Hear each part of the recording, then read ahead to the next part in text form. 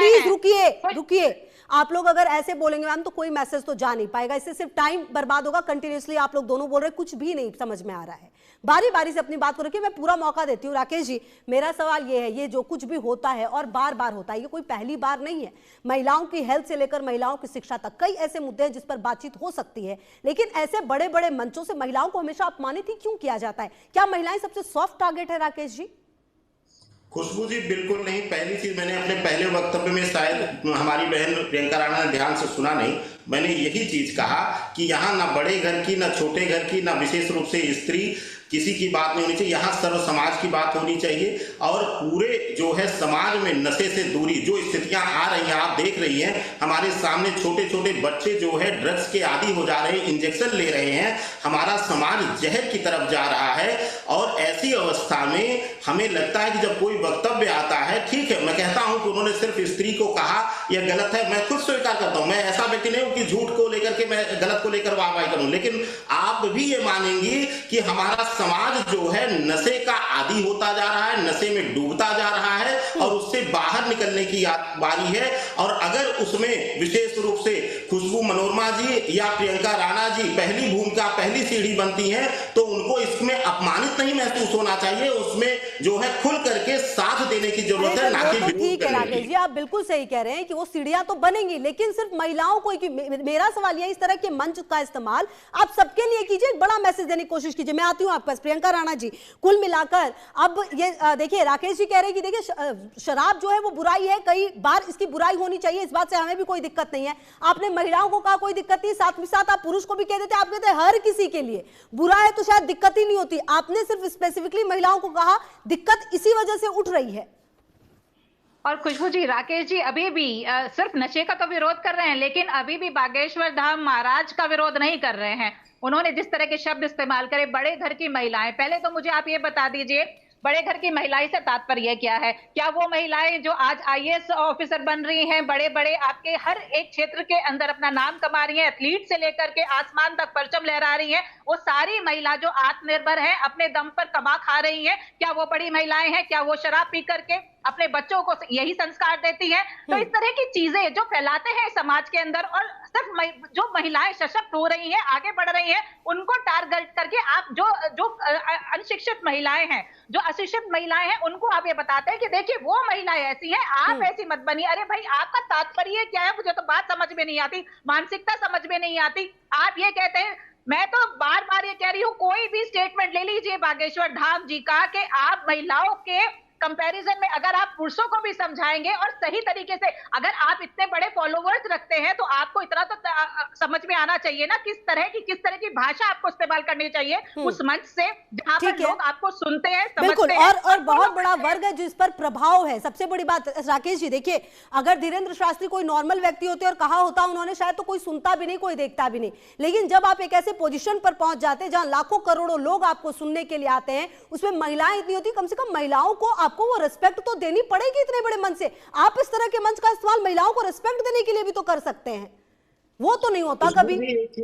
एक चीज मैं एक डाटा के साथ भी आप लोगों से पूछना चाहता हूं। आज चाहे वह दिल्ली एनसीआर हो, चाहे गुड़गांव हो, चाहे दिल्ली हो, नोएडा हो, या फिर मैं तो छोटे शहरों में भी, मैं अभी 15 दिन पहले लखनऊ से होके आया हूं, मैं स्थिति देखा हूं वहां की, जो है जितना पुरुष की संख्या है उससे ज्यादा लड़खड़ाते हुए, मैं किसी पे कटाक्ष नहीं कर रहा हूं समाज पर, मैं महिला ने, मैं खुद एक बेटी का पिता हूं, तो मुझे पता है कि समाज को क्या देखना चाहिए। मैं किसी पर, महिला पर नहीं कर रहा हूं, लेकिन जो स्थितियां बन रही हैं शराब और नशे को लेकर के, जो क्रेज बढ़ रहा है हमारे यंगस्टर में, विशेष करके फीमेल्स के बीच, वो कहीं ना कहीं चिंताजनक है। ये बात प्रियंका राणा भी जानती हैं, ये बात आप भी समझ रही हैं। और आज की स्थिति जो है, इक्का दुक्का वीडियो आपने देख लिया और आपने समस्त जो महिलाएं हैं उनको टारगेट कर दिया। आपने ये नहीं देखा बड़ी बड़ी कंपनियों की जो सीईओ है वो भी महिलाएं हैं। आपने ये नहीं देखा कि हर एक बड़ी पोस्ट के ऊपर आज महिलाएं हैं, शिक्षित हो रही है, आगे बढ़ रही है, आत्मनिर्भर बन रही है। आपको ये दिख रहा है कि कोई इक्का दुक्का महिला शराब पी करके किसी भी प्रदेश में हो सकता है, पुरुष तो आए दिन जो है शराब वही के नशे टेबल के की सामने दिशा पी ही करके सही है, पड़े उसमें रहते वो हैं, उन अपमानित पर नहीं हो आप लोग रही है। टिप्पणी कीजिए क्लब ना, के क्यों बाहर महिलाएं इतनी लड़खड़ाते सॉफ्ट हुए टारगेट जो होती है है? वो आप उसमें 4 अपमानित नहीं बच्चे, हो रही है। एक लेकिन महिला अगर कोई 2 राकेश बच्चे पैदा त्रिवेदी, करने धीरेन्द्र की शास्त्री मशीन समझते अगर हैं, नशा ना उस करने के चीजों लिए को बोल आप दे तो गंभीरता से उसको नहीं आप लेते लोग हैं। जो है इतनी महिलाओं का समाज सक्षम से के बाद अपमानित सरकार महसूस जो है कराने का वो जागरूकता शब्द जोड़ फैलाती देते है हैं, और आप उसको लोग महिलाओं का आकर के उस अपमान पर जोड़ पानी देते फेर हैं। देते ये हैं। कौन सी सोच आज है, जो कौन है सी फिर से धारणा आप है? पे मुझे वही लगता स्थिति है करती कि है कि हम जो लोग है ये सोच दिन रहे हैं कि प्रतिदिन महिलाओं को क्यों समाज बिना को पैदा की सिर्फ मशीन जो है करके 4-4 प्रियंका जी बच्चे पैदा बांट प्रियंका जी कर रहे रहे एक हैं। मिनट हैं और रुकिए अपने रुकिए निजी रुकिए, स्वार्थ के क्या राकेश जी लिए कहना है? रुकिए एक जो सेकेंड। क्या उनके समाज शिक्षा अच्छा को पर? बांट प्रियंका जी करके आपको समाज का राकेश जी नाश मैं कर आती रहे हैं हूँ और कुछ क्योंकि नहीं। अब मेरे पास समय की कमी है, मैं आखिरी कमेंट लेना चाहती हूँ। अब प्रियंका जी देखिए, कुल मिलाकर जो बातें कही गई हैं उसका विरोध तो काफी ज्यादा हो रहा है।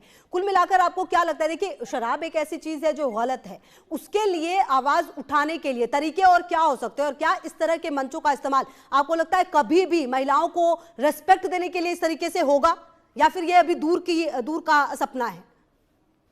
देखिए खुशबू, बिल्कुल नशा जो है सबसे पहले तो सबसे ज्यादा जो आहत करता है वो महिला को ही करता है, क्योंकि उसके घर परिवार का जो विनाश होता है वो नशे की वजह से होता है। तो सबसे बड़ी जो टारगेट होती है वो महिला ही होती है। अगर उसके बच्चे नशे की लत में पड़ते हैं तो उसका घर खराब होता है, पति अगर नशे की लत में पड़ता है तो उसका घर खराब होता है। तो सबसे ज्यादा तो कौन पीड़ित है? महिला है ना। तो हम तो इसका विरोध करेंगे, लेकिन सिर्फ महिलाओं को टारगेट करके सिर्फ ये कह देना बड़े घर की महिलाएं, भाई कौन है आप कह करके चले गए, लेकिन यहाँ पे समाज के अंदर आपने जिस तरह से उनका अपमान किया है उसके बारे में तो सोचिए। और लगातार एक के बाद एक ऐसी जो आप स्टेटमेंट देते हैं उससे कितना जो है इफेक्ट पड़ता है। मैं बताती हूँ आपको, जो आपका राष्ट्रीय महिला जो फैमिली डाटा है उसके अंदर ये बताया जाता है स्वास्थ्य विभाग की तरफ से कि 54% जो महिलाएं हैं वो एनीमिक हैं।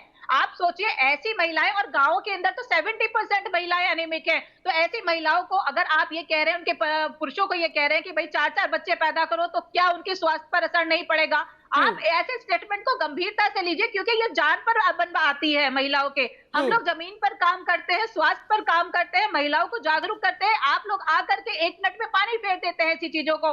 तो जब आप ऐसे मंच से बैठ करके लोगों को स्टेटमेंट देते हैं तो बड़ा सोच समझ करके और महिलाओं को देखे, क्योंकि पुरुष प्रधान देश माना जाता है। आज भी जो स्थिति है हमारे देश की वो इतनी अच्छी नहीं है कि जहां पर महिलाएं जो हैं बहुत ज्यादा जागरूक हो गई हैं या आत्मनिर्भर बन चुकी हैं। अभी भी उनको बहुत बड़ा प्लेटफॉर्म, अभी तो महिला आरक्षण की बात कर रही है सरकार, ये कह रही है कि उनको आगे बढ़ाया जाए। अभी तक हम लोगों को इतना भी नहीं कि राजनीति में 33% महिलाओं को टिकट दिया जाए, उसके लिए भी सरकार लड़ रही है। लेकिन आज आप ये बैठ करके कह देते हैं कि भाई नहीं जी, जो महिलाएं हैं उनको तो बच्चा पैदा करने की मशीन बनाया जाए। वो तो जो बड़ी महिलाएं हैं जो आगे बढ़ जाती हैं, जो किसी कंपनी की सीईओ बन जाती है या बड़े बड़े बिजनेस चला रही हैं, वो जो है वो शराब पीती है, वो अपने बच्चों को अगर रोएगा तो शराब पिला देंगी। किस तरह की बातें कर रही है? शिक्षित होने से महिलाएं जो हैं वो और ज्यादा हेल्थ कॉन्शियस हो रही हैं, उनको पता है कि क्या खाना है क्या नहीं खाना है। अरे ये कहिए कि सब लोगों को पढ़ाइए, अच्छा पढ़ाएंगे, शिक्षा दी जाएगी, वो अपने आप ही खाने पीने पर ध्यान दिया जाएगा। उनको पता चलेगा कि जो नशा है वो किस तरह से आपका विनाश करता है।